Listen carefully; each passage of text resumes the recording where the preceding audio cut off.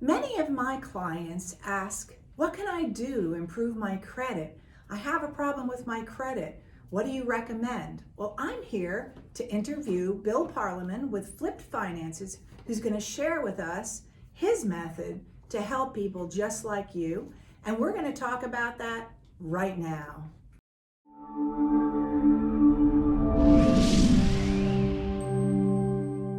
Bill, tell me a little bit about your company and how you can help people who need to improve their credit. Sure, Ann. So, Flip Finances is a consulting business that helps people restore their credit score. We start by looking at their credit health, meaning the things that are on your credit report, in order to help improve your credit score, which is your credit wealth. Fantastic. So, what do you do that a person couldn't just go and do on their own? So, one thing to keep in mind is when you're looking to improve your credit, there is nothing that you can't do yourself that a credit restoration company can't do for you. So in other words, you can absolutely do the things that we do. However, we've been trained and work with a lot of different clients. There's a lot of laws that go involved with your credit reports and your credit score. So you're really just working with a company allows you to cut down on the amount of time and frustration and errors that you might make on your own in order to get your credit score to where it needs to be. And obviously, if you're in a pinch, if you're looking to buy a house, if you need a mortgage and you need to do that quickly, or if you need an auto loan, those types of things, then you're gonna need more time to do it on your own as opposed to working with a professional like us at Flip Finances. What do you find are the most common things that give people bad credit? Well, the biggest ones, so your credit is built off of a credit scoring model. There's a couple of different credit scoring models. Most people are familiar with the FICO model. In fact, within FICO, there's 30 different models within FICO, but then you also have a Vantage score, which is your credit karmas, those types of things. So just because you pull your credit, the one thing to keep in mind is your credit score is not your actual credit score, what you're seeing on the report. So that's why it's very important to know what's on your credit, which is your credit health. So paying your bills on time. So within the FICO model, 35% of your score is based on paying on time. Okay. 30% is on your total credit utilization. So how much of the available balance are you actually using? 15% of your score is the age of your credit. And then you have 10% of your credit score is based on the mix, the type of credit that you have. And then the other 10% is inquiries. So really, that's how your credit score is broken down. So the two main ways that you can that hurt your credit is not paying your bills on time and having a high credit utilization. So, and in fact, a 30-day late is not as bad as a 90-day late. So the longer you're late on your payments, the more effect it's going to have on your credit score. Obviously, the higher your utilization on your credit cards and things like that is going to also affect your score. So there's not much you can really do with your age of credit because it is what it is. It's how long you've had your credit. But you can definitely work on paying your bills on time, your utilization not going too high, and then making sure that you're not adding new credit, inquiries and things like that. A few here and there are okay, but you don't want to overdo it. And then I should also mention, public records. So those are the big whammies. So, foreclosures, bankruptcies, tax liens, those types of things are whoppers, and they'll really affect your credit. And I know divorce often is a big influence. Sometimes people, things kind of fall apart then. Can you help people with that situation? Oh, sure. Yeah. So when you're looking at a credit report, many of the things you've done yourself. Okay. So that's where you need to look at the credit report and say, okay, what things are inaccurate or out of date, those types of things. And those are the things that you can challenge on your credit report. One of the ways that we work with credit restoration at Flip Finances is yes, we want to identify and challenge inaccurate, outdated information. It's very hard to challenge accurate. I mean, if you haven't paid your bills, you haven't paid your bills, and that's kind of like not telling the truth. So another way around that, and one of the things that we do at Flip Finances, is we actually challenge the certification or the way that the credit furnishers or the data furnishers, the original creditors, things like that, are reporting negative information to the credit bureaus. So even if you cause the issue on your credit, there are ways to challenge the way that that data is being presented to the credit bureaus. So you're not actually telling a lie or like saying, I didn't do this. You're actually challenging the certification of how that data is being reported to the credit bureaus. And by and it's not a law, it's just a certification that the way that this needs to be done, that we can work on having inaccurate, or negative information on your credit report removed. But really, when you have negative credit information on your credit report, that is more like a score blocker. So what we're trying to do in order to get you up to where you need to be, we're trying to remove those roadblocks that you have on your credit report. It sort of sounds to me like when you get a speeding ticket, challenge the radar gun accuracy, even though you really were speeding. Exactly. And to get back to the divorce, I mean, if it happened while, you were, and it just, you had hard times, there was finances, you couldn't pay your bills, you had to use your credit card in order to, do what you needed to do, and you have a high utilization, then we need to take a look at that and try to figure out how can we get some of these things removed. But in some cases, it doesn't, credit restoration isn't always about removing negative or inaccurate data from your credit report. Sometimes there are things that you can do from a financial standpoint that can help raise your credit. So, for example, if you have late reports or collections or charge-offs, after a certain period of time, those items stop affecting your credit score. It's typically around 48 months. So after that 48 months, it's really not hurting your credit score. So in some cases, you might just want to leave things alone, especially things like charge-offs or collections, because in Pennsylvania, you have a 4-year statute of limitations from where the creditor can sue you. So if you're close to that statute of limitations and your creditor hasn't come after you for that, if you start disputing those things, now all of a sudden you open yourself for them to come back and sue you. So sometimes we're going to advise our clients, just leave it alone. And here's what we want to do. We want to get your utilization down. Maybe you need a new credit card and start paying on it to start getting some of those positive data points. And then you'll start to see your score go up 20, 30, 40 points. Fantastic. So, of course, what you just mentioned about the blocking, that's something you wouldn't know to do. Correct. A lot of people, I think, don't realize that sometimes closing a credit card is really bad, right? They think it's really going to help them. So having somebody to advise them makes so much sense. So give me some idea of how long it takes to fix your credit. I think it all depends on what's on your credit report. Okay. So public records, bankruptcies, foreclosures, charge-offs. If you have a lot of inquiries, so you got to go through and challenge each one of those inaccurate, outdated pieces of information on your credit report. If you just have a bunch of inquiries on there that you want to have removed, that won't take as long as trying to get a bankruptcy or foreclosure off of your credit report. So I think it can, depending on what you're trying to do, it could take anywhere from 30 to 60 to 90 days up to 6 months, depending on where you are. But once you get to a point where you're in the mid 6s to low 7s, you can pretty much get any type of loan that you really need. So the key is to work with like a company like us, which we have different partners that we work with, whether it's credit card partners, auto loan partners, mortgage partners, that we know specifically what are the minimum requirements for a person to qualify for a loan or a line of credit. And then once we work with them, we're able to get them to where they need to be in order to get Fantastic. that Fantastic. credit. Yeah. Well, what is considered a good credit score?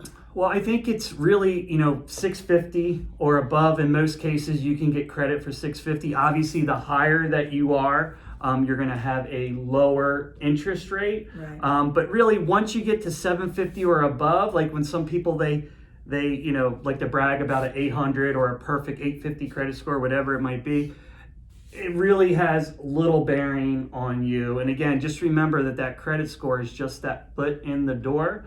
It's not the end all be all. I've seen people that have 800 credit get denied for credit because of their credit health.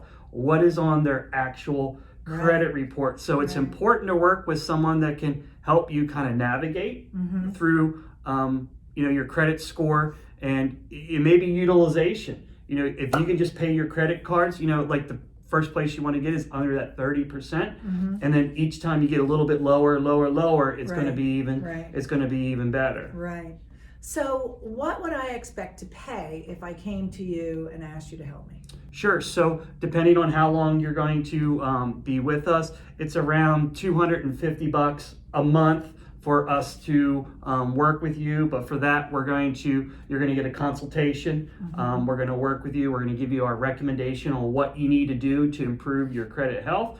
And then we go to town on your credit report. We're going to do a full credit audit of your credit report, your Experian, Equifax, TransUnion. We're going to identify those. I don't like to call them negative items, because if they're negative items, you may have caused them. I would say inaccurate, outdated, unverifiable data. We're also going to look at what we call your personal identifiers: your name, your address, your birth date, your previous addresses, your employers. A lot of times what people don't realize is just by cleaning up your personal identifiers could be attached to negative things on your credit report. If you clean up your name, your address, your phone number, your employees, many times it'll be associated with your personal identifier and it'll just go away. So we want to make sure that that's accurate. Then we're going to start looking at, do you have any public records, foreclosures, bankruptcies, those types of things. Really, one of the hardest things to remove are late payments. So we need to get in there and try to understand what's going on with the late payments. And sometimes you might have a 30-day late, but otherwise it's a healthy account. So you don't want to throw the baby out with the bathwater and say, okay, well, we got a 30-day late, I want to get rid of this. Then all of that other good history goes away. And depending on how long. The length and the balance. So it really is sort of a fine line on what you want to do. So you need someone to kind of say, okay, based on our experience, understanding your entire credit health, this is what we would recommend. Here's what we're going to agree to challenge together. We always want to make sure, okay, are you good with us? Yes.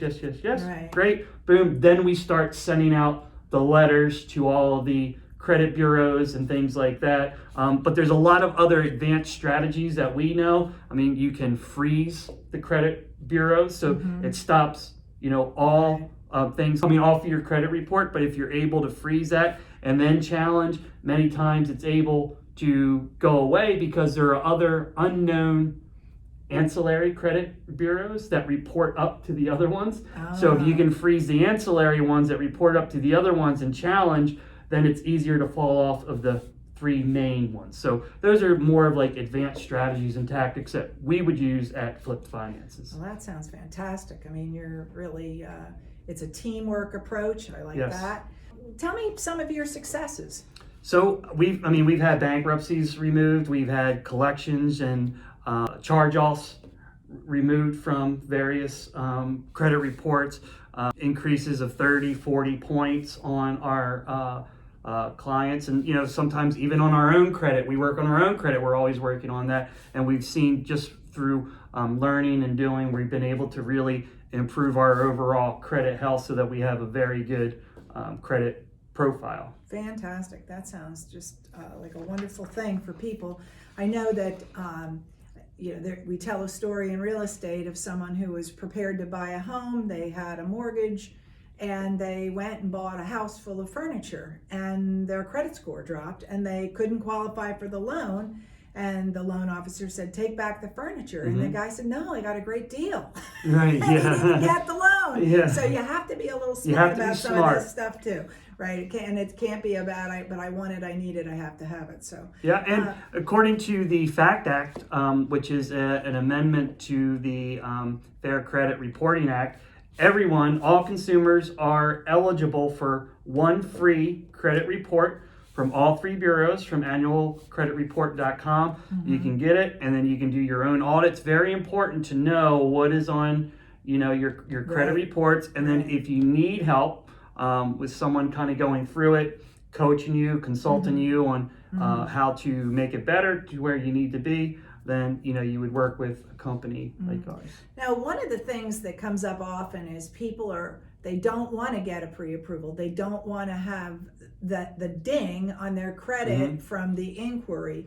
But it's also true, I believe, that when you are doing a group of things, you're buying a car and you go to this dealer, this dealer, this dealer, you're buying a house, you get multiple inquiries, Right. but they're the same event, that you don't get dinged every time. Multiple times, correct. It's basically like one hit on your credit because the credit companies understand that you're looking for a mortgage, and they're going to hit your credit to look to see and try to get you the mortgage. So they are smart enough to realize that, and they will give you usually like 60 or 90-day grace period. Right. Because really what's going to happen is when they're looking at those inquiries, the credit companies will say, okay, well, what are they looking to do? So again, if you're looking to refinance or get a mortgage or get a loan, they understand that those things happen. But again, even if, and one of the things we don't recommend challenging an inquiry to an open account. But if you have multiple inquiries from different companies, you can challenge those inquiries as long as you don't see that on your credit report, because that looks kind of funny. How am I going to challenge an inquiry, but I have that open account on my credit report? So even afterwards, if you want to do that, but that's something that you shouldn't worry about. And again, if you pull your credit report, specifically if you're for a mortgage, looking at your FICO score and having a good understanding, talking to your lender and understanding what their minimum requirements are, you should have a pretty good idea of where you are to be ready and buy and get that mortgage. Fantastic. So if you had a young person in your life who was starting out, maybe a college graduate, maybe even someone just going into college, and you wanted to help them get the best credit that they could get, what would you recommend to them? Well, one of the first things that you can do is add them to your credit, and they can kind of piggyback off of your credit, and that will help. MasterCard, that they can take, they can use, they can charge, but we need to make sure that they're paying on time. A lot of times having a no credit history is worse than having bad credit history. So lenders don't want to be the first one to put their neck out on the line and offer someone credit that don't. So Bill, if you wanted to repair your credit fast, what is the one thing you would recommend that people do? Well, the one thing that you should do is take a look at your total credit card utilization. And what I mean by utilization is understanding of all the credit cards that you have, what is your total credit limit? Okay. You want to get your total credit used, your utilization, initially under 30%. So if you can get it at 30% or lower, your credit score will go up. Then work to get it to 10% if you can. The best is to keep it around 1 or 2% ongoing, so that the credit card companies see that you're using your credit. So leave $10 on there, leave $25 on there.